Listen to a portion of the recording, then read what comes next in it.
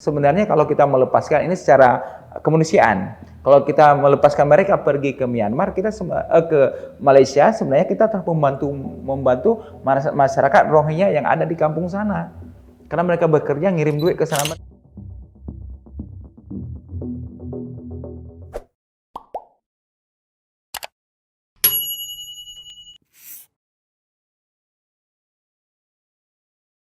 Coba kita lihat dalam motif sebenarnya.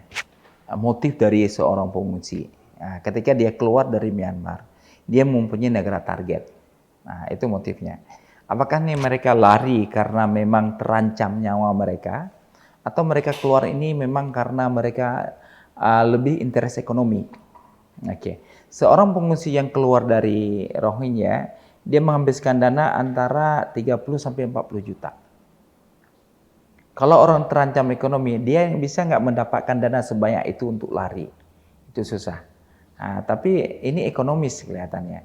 Nah, ekonomi mereka keluar dari Myanmar, mereka lebih untuk mendapatkan kehidupan yang lebih layak, income yang lebih bagus.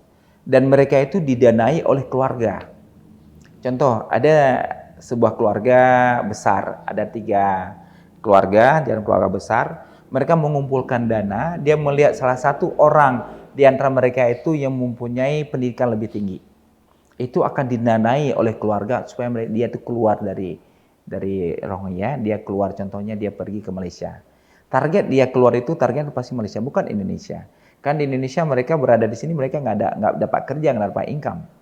Tapi kalau dia bisa masuk ke Malaysia, dia dapat income, dia bisa kirim remittance tiap bulan ke, minimal dia bisa bayar hutang yang dia habiskan, dikirim ke Rohingya. Ini banyak sekali dana yang dikirim lewat bank ke orang Muslim yang ada di Yangon, ada orang Rohingya Yangon, dari Yangon dikirim ke desa mereka nantinya. Itu banyak sekali. Jadi sebenarnya ini lebih ke motif yang bisa katakan lebih motif ekonomi. Yang kedua kita lihat, banyak, kenapa ada juga yang perempuan yang bawa anak juga, mereka jadi pengungsi, apa mereka juga motif ekonomi. Nah, ini yang kita lihat bahwa banyak gadis-gadis Rohingya ini dia dikawinkan jarak jauh ya. Nah, jadi dia udah ketika di kampung dari kecil mereka udah ditunangankan. Nah, jadi ketika suaminya udah berada di Malaysia, jadi suaminya mengirim duit ke kampungnya untuk bayar smugglernya, orang yang penyelundup, untuk membawa istri dia ke Malaysia.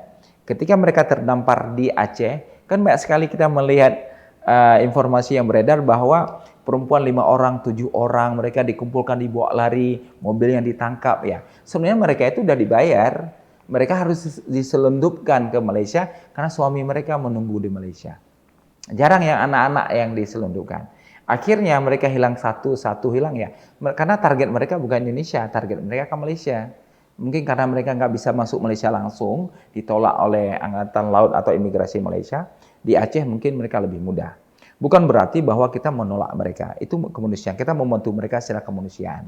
Kita bantu mereka berapa lama, kemudian kalau mereka mendapatkan alternatif sendiri untuk menghidupkan mereka sendiri, kenapa sebenarnya kita harus menahan mereka? Biarkan aja mereka pergi, dan untuk kehidupan mereka. Ketika mereka sampai Malaysia, mereka dapat kerja, mereka mengirim duit kerja mereka itu ke saudara-saudara mereka yang ada Rohingya. Sebenarnya kalau kita melepaskan ini secara kemanusiaan, kalau kita melepaskan mereka pergi ke Myanmar, kita ke Malaysia, sebenarnya kita telah membantu masyarakat Rohingya yang ada di kampung sana. Karena mereka bekerja ngirim duit ke sana, mereka tuh orangnya sangat irit dan sangat hati-hati menggunakan duit. Dan itulah yang membuat masyarakat Rohingya di Myanmar, walaupun mereka dalam kehidupan di bawah tekanan militer, tekanan orang Buddha, mereka bisa survive. Kenapa? Karena mereka mendapatkan remittance dari saudara-saudara di luar negeri. Ada duit kiriman dari Australia, dari Malaysia, dari Arab Saudi, dari Eropa dan lain-lain. Jadi itu jutaan dolar masuk duit ke dalam dari saudara mereka. Itulah membuat mereka walaupun ditekan oleh pemerintah, ditekan oleh ini, tapi mereka masih bisa hidup karena solidaritas antara mereka tinggi. Tapi kalau tanpa ada duit pengiriman ini, mereka udah lama udah meninggal. Apalagi mereka tinggal di bawah tekanan yang cukup dahsyat sekali. Ya, ini maka bagi saya secara kemanusiaan sebenarnya kita biarkan mereka bisa ini. Tapi mungkin ketika masuk ke dalam hukum negara itu berbeda. Tapi kita melihat perspektif kemanusiaannya saja.